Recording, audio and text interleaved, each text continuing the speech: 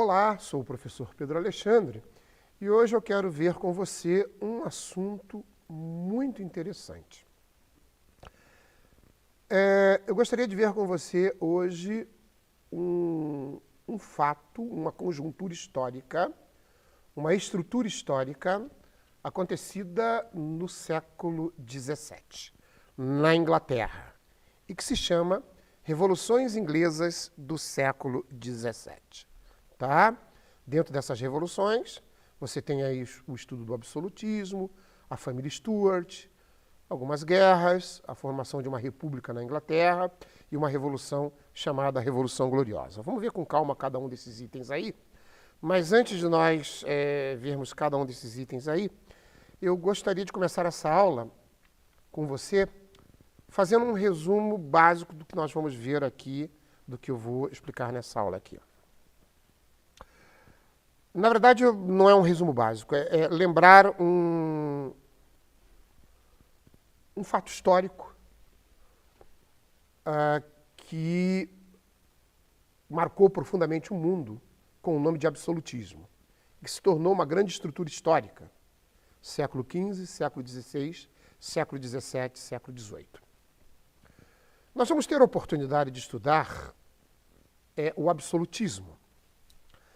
O absolutismo foi um regime político radical, extremamente ortodoxo, que vigorou na Europa século XV, XVI, XVII e XVIII. O absolutismo, os reis governavam como se fossem verdadeiros deuses. Inclusive, havia na Europa uma teoria chamada Teoria do Direito Divino, que nós vamos ter a oportunidade de estudar. Inclusive, essa teoria do direito divino ela foi criada por um filósofo francês chamado Jacques Dessier. Mas teremos oportunidade de estudar essa teoria. Essa teoria dizia que os reis governavam em nome de Deus, por Deus, pelo poder divino. E que esses reis não podiam ser contestados. Portanto, o que seria o absolutismo em termos de hoje? Seria um governo ditatorial. Ou seja, o que não tem nos governos absolutistas, o que não tem nos governos ditatoriais, não tem democracia, não tem participação efetiva de todas as pessoas na política, onde todo o poder concentra-se na mão dos reis, ok?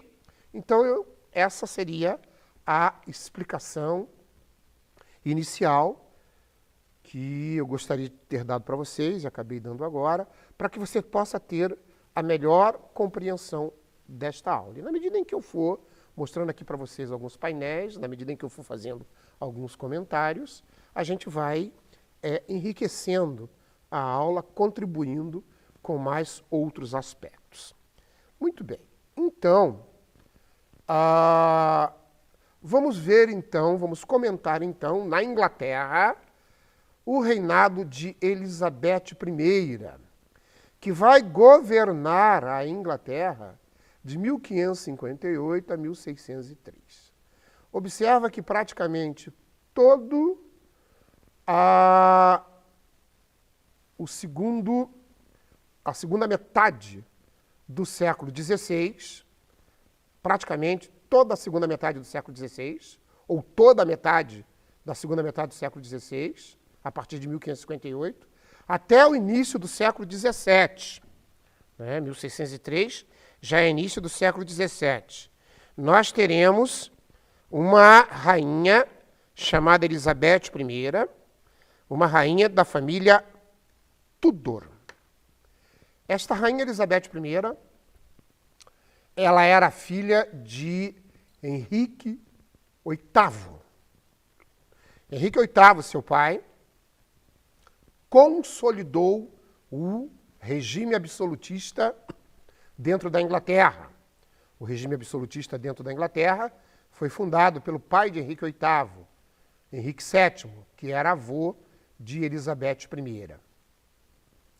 O trono, depois de Henrique VII, perdão, passa para o Henrique VIII. O Henrique VIII vai falecer.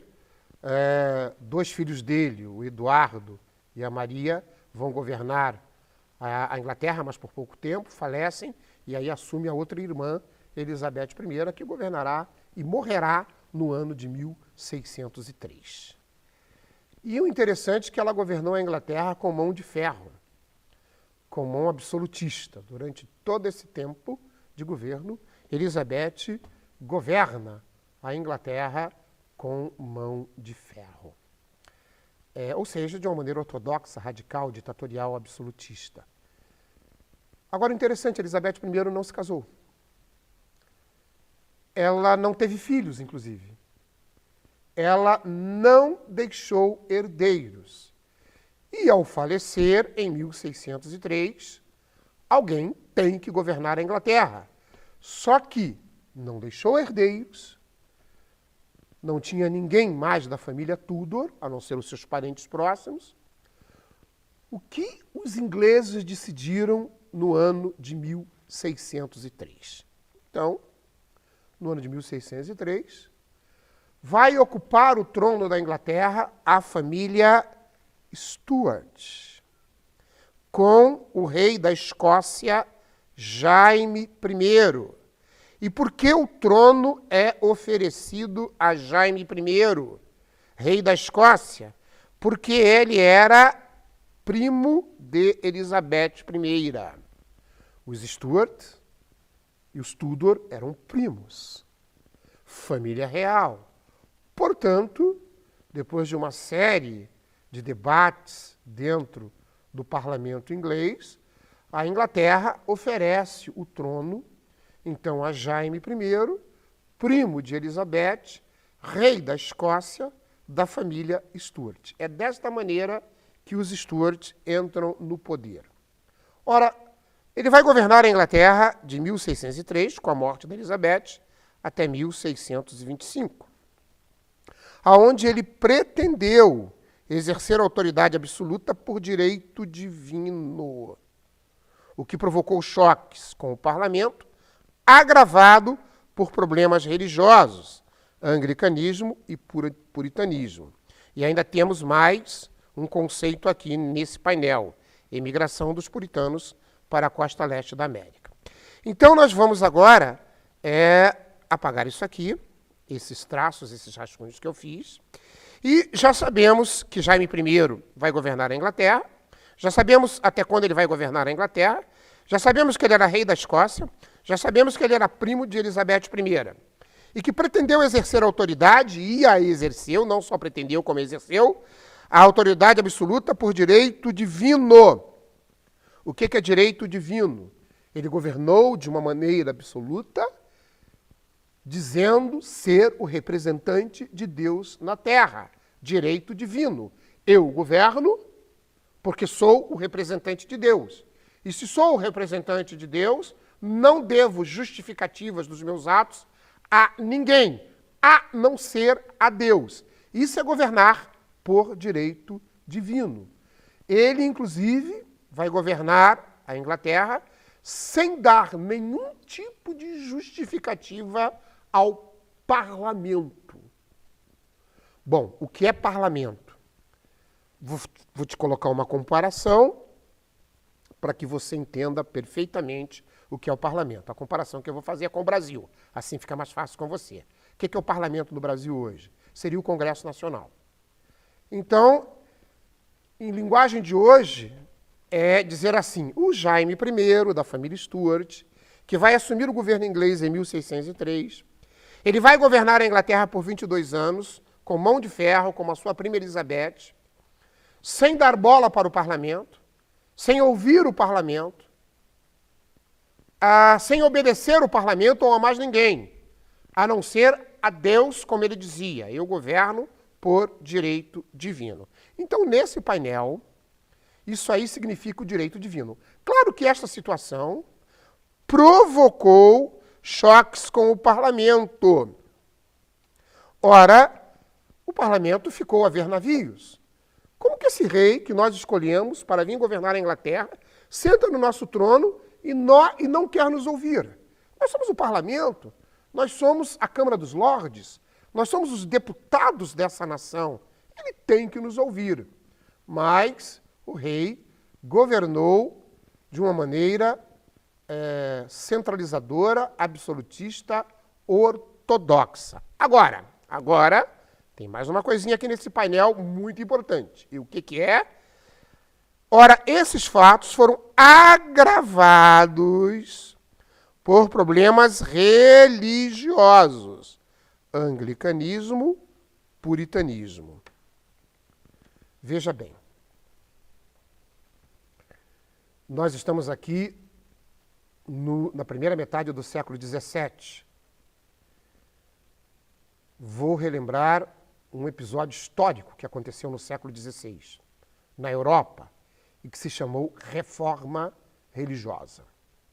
A reforma religiosa na Europa, no século XVI, acabou fazendo a Igreja Católica perder o status de única religião do Ocidente. Nasceram religiões como o luteranismo, como o anglicanismo, que está aí nesse painel, e como o puritanismo, que se encontra também aí nesse painel. Aqui, ó, anglicanismo e puritanismo. O puritanismo é o nome que se dá na Inglaterra aos seguidores do calvinismo. Ok? Então, quando você ouvir falar, e vai ter oportunidade de ver comigo, uma aula sobre reforma, aqui no nosso projeto do Enem, você vai ter a oportunidade de ver, então, uma aula sobre a reforma, onde falaremos sobre o calvinismo. Na Inglaterra, os calvinistas eram chamados de puritanos. E o pai da Elizabeth I, lembra quem ele era? O Henrique VIII. Durante a época da reforma, ele fundou o anglicanismo. O anglicanismo passou a ser a religião oficial da Inglaterra. Eu vou repetir. O anglicanismo passou a ser a religião oficial da Inglaterra. Porém, o calvinismo se espalha pela Europa e lá na Inglaterra ele era chamado de puritanismo. E olha só que coisa interessante. A maioria dos membros do parlamento inglês pertenciam à religião puritana. E o anglicanismo era a religião oficial da Inglaterra. Então houve um choque entre o parlamento e a monarquia, porque a monarquia governa seguindo a religião anglicana e o parlamento, na sua maioria, é puritano. Inclusive, a primeira metade do século XVII, por causa disso, desses reis Stuart, que outros reis Stuart vão assumir o trono inglês, você vai ver isso no segmento da aula, eles vão perseguir violentamente os puritanos. E isso vai ter uma consequência histórica, que é essa aqui, ó. Emigração, essa aqui, ó, emigração dos puritanos para a costa leste da América do Norte. É aí que os puritanos começam a vir para a América e vão fundar os Estados Unidos da América. Este é o grande motivo pelo qual os puritanos vieram para a América.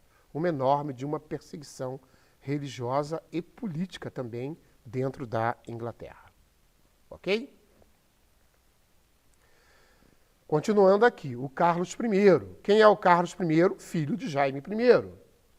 Ora, ele vai governar a Inglaterra com a morte do seu pai em 1625 até o ano de 1649.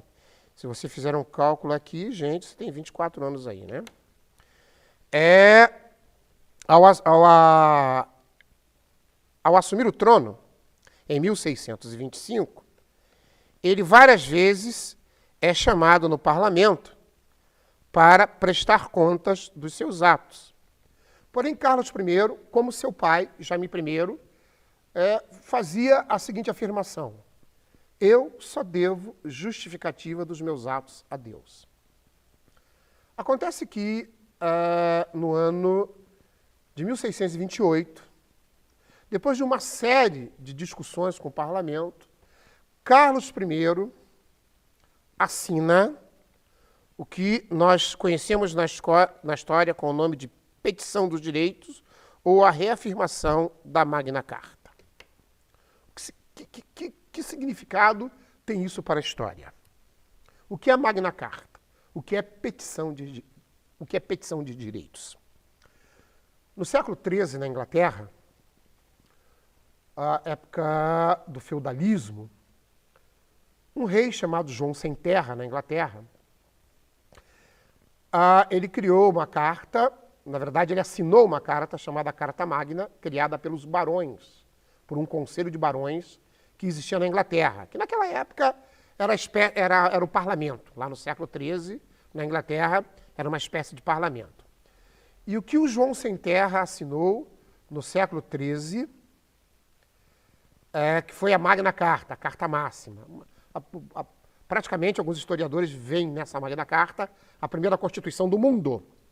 Ele assinou que não criaria impostos sem consultar o Conselho dos Barões. Ou seja, que ele sempre governaria consultando o Conselho dos Barões.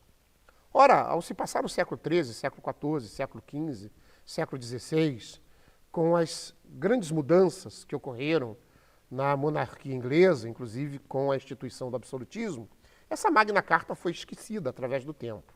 E aí o parlamento chamou o Carlos I e disse, olha, a Magna Carta está valendo ainda. O seu antecessor, o João Sem Terra, ele assinou lá, dizendo que o rei tem poder limitado e tem que governar, naquela época, com o Conselho dos Barões, e aqui no seu caso, com o parlamento. Então, o senhor assina aí a petição dos direitos, o senhor assina aí, reafirma essa Carta Magna, ou seja, que o parlamento tem direito, que o parlamento ele vai governar com o senhor. Aí o Carlos I fala, bom, tudo bem, pegou e assinou a petição de direitos, só que organiza seus exércitos e o que ele faz, um ano depois de ter assinado a petição dos direitos, ele dissolve o parlamento.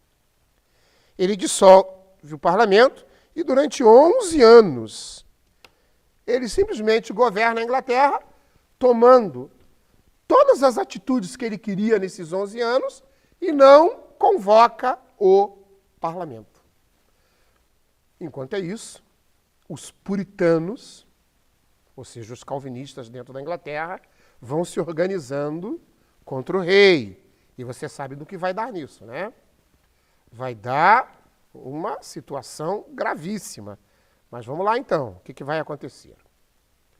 Aí você tem o ano de 1640, quando então Oliver Cromwell, é este aqui, este líder, Oliver Cromwell, famoso e fanático puritano, ele convoca o parlamento e pede ao rei que preste contas de todos os seus atos. O rei, mais uma vez, diz que ele não convocou o parlamento, que ele não reconhece o parlamento e que ele só presta conta dos seus atos a Deus. O que Oliver Cromwell faz? Organiza um exército de puritanos e vai haver uma guerra civil dentro da Inglaterra. Esta guerra, 1640 a 1648, chama-se Revolução Puritana. A guerra entre o exército do rei, que está aqui, Carlos I, e o exército do parlamento liderado por Oliver Cromwell. O exército do parlamento ganhou a guerra. E qual foi a ordem do Oliver Cromwell para Carlos I? Não tenha dúvida, decapitado. Em 1649, Carlos I é decapitado. O que acontece agora no segmento dessa história? Ora, acontece que Oliver Cromwell implanta uma república, a República de Commonwealth, ou Comunidade e Estado Livre, em 1640. Oliver Cromwell começa a governar a Inglaterra como líder inglês, como chefe inglês, 1649, 1650, 1651, 1652, 1653. Olha o que Oliver Cromwell faz em 1653. Ele dissolve o parlamento e se torna o ditador com o título de Lorde Protetor. Entenderam o que ele fez? A mesma coisa que os reis absolutistas fizeram antes. Que coisa, né? Faça o que eu digo, mas não faça o que eu faço. E aí ele governa a Inglaterra de uma maneira ditatorial até a sua morte em 1658. Richard, ou Ricardo, filho de Cromwell, assume, mas 2 anos depois ele vai renunciar ao cargo por pressões do próprio parlamento. Que história, hein, gente? Que história, mas tem mais. Uma das coisas mais importantes que Oliver Cromwell, durante o seu governo, fez foi o chamado Ato de Navegação. O que dizia o Ato de Navegação? Várias coisas, entre elas essa aqui. Ó. Qualquer país que negociasse com a Inglaterra, carregando produtos da Ásia, África e América, só poderiam fazê-lo em navios ingleses. Isso teve uma grande consequência, a origem do poderio marítimo inglês. Então, esse ato de navegação, assinado por Oliver Cromwell, no ano de 1651, faz com que cresça muito a construção de navios ingleses, porque o comércio só podia ser feito em navios ingleses. O que deu início ao poderio da marinha inglesa, onde, até o século XX, a marinha inglesa se tornou a mais poderosa marinha do mundo, só sendo substituída no século XX pela marinha dos Estados Unidos da América. Mas está aí, então, a origem do poderio marítimo inglês. Ok? Isso é uma coisa, esse ato de navegação, ele é muito cobrado nos vestibulares também, já caiu algumas vezes no Enem, então a gente tem que ficar de olho nesses detalhes técnicos na história aí que são muito importantes. Agora o que nós temos? A restauração monárquica. Aí vem o filho do Carlos I, né? Vem o filho do Carlos I, os ingleses, o parlamento, colocam este senhor aqui no trono. É o Carlos II, tá? E durante o governo do Carlos II, que vai governar a Inglaterra por 25 anos, surgimento dos Whigs, um grupo inglês que faz oposição ao rei, e os Tories, um grupo favoráveis ao rei. Então, a Inglaterra acabou, a partir do governo de Carlos II, que durante 25 anos vai governar a Inglaterra, e tenta governar a Inglaterra de uma maneira absolutista, de novo, com vários choques com o parlamento. Tá? Quando a coisa estava fervendo muito, ele assinava alguma petição, algum direito para agradar o parlamento. Porém, nesses 25 anos, isso criou uma divisão dentro da Inglaterra, criou-se 2 grupos políticos muito poderosos, se nós podemos chamar assim, que é o grupo dos, então está lá, ó, dos Whigs e dos Tories, ok? Bom, habeas corpus.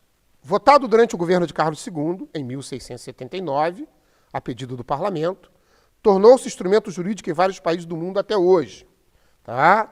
Aqui tem um conceito de habeas corpus, está em espanhol, eu vou traduzir para vocês. Em 1679, na mesma Inglaterra, se estabelece o habeas corpus para evitar os abusos do poder. A autoridade municipal pode conceder a liberdade a quem for preso arbitrariamente. Até hoje, inclusive, isso nasceu lá no governo do Carlos II, o parlamento obrigou o Carlos II, forçou o Carlos II a assinar o habeas corpus, porque durante o governo de Carlos II houve muitas prisões, houve muita arbitrariedade, e aí o parlamento, forçando, conseguiu a assinatura do habeas corpus. E aí temos o Jaime II, irmão de Carlos II. Morre o Carlos II e ainda morre no ano de 1685, né? E seu irmão, Jaime II, vai assumir o trono de 1685 a 1688, onde ele vai sofrer a Revolução Gloriosa. Por quê? Porque ao assumir o trono, Jaime II, ele começa a governar a Inglaterra de uma maneira absolutista. E aí, o parlamento diz, chega, fazem um acordo secreto com Guilherme de Orange, príncipe da casa de Orange, seria o príncipe da Holanda hoje, que era ele era casado com a filha de Jaime II, com a Maria Stuart. E aí os ingleses, o parlamento inglês, faz uma proposta ao Guilherme de Orange. Qual é essa proposta? Se você entrar com suas tropas na Inglaterra, você que é casado com a filha do nosso rei, você que é holandês, se você entrar na Inglaterra com suas tropas, unir as suas tropas à nossa e destronar o seu sogro, nós damos o trono inglês para você. Tá? E nós estabeleceremos as regras de como você vai governar. O Guilherme de Orange aceita, entra na Inglaterra, porém não chega a haver uma guerra, porque o seu sogro Jaime II renuncia ao trono. Ele renuncia e se exila. Ok?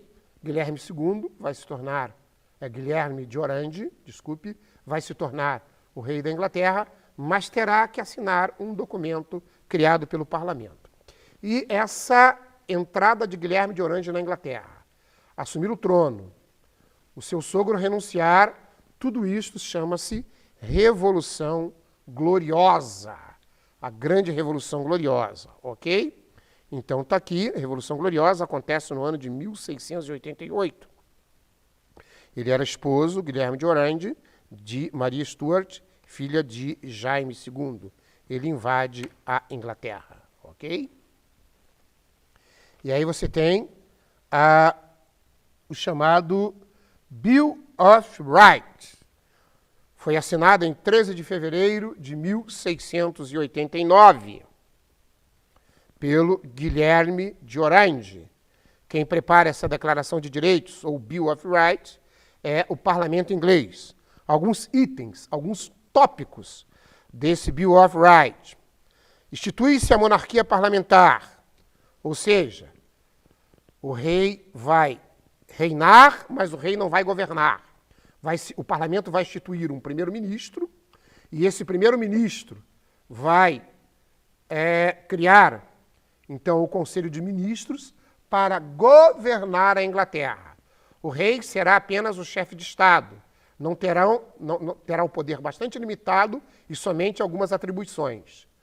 E isto acontece na Inglaterra até os dias de hoje, e isto se chama sistema parlamentar. Tem um chefe de Estado e um chefe de governo. E quem governa o país, quem tem as atribuições mais importantes, é o chefe de governo, que é o primeiro-ministro. É assim que funciona na Inglaterra até hoje. Portanto, o rei reina, mas não governa. É o que acontece com a rainha Elizabeth II hoje. Liberdade de eleições até hoje na Inglaterra, né? Aumento de impostos somente com aprovação do parlamento. Liberdade de culto, cada um tem a religião que quiser. E burguesia passa a controlar o governo, porque a maior parte dos puritanos eram burgueses. Isso vai ter como consequência a Revolução Industrial. Os puritanos, na Inglaterra, muito ricos, controle do parlamento, passam a governar praticamente a Inglaterra, e isso é um impulso muito grande para a Revolução Industrial do século XVIII.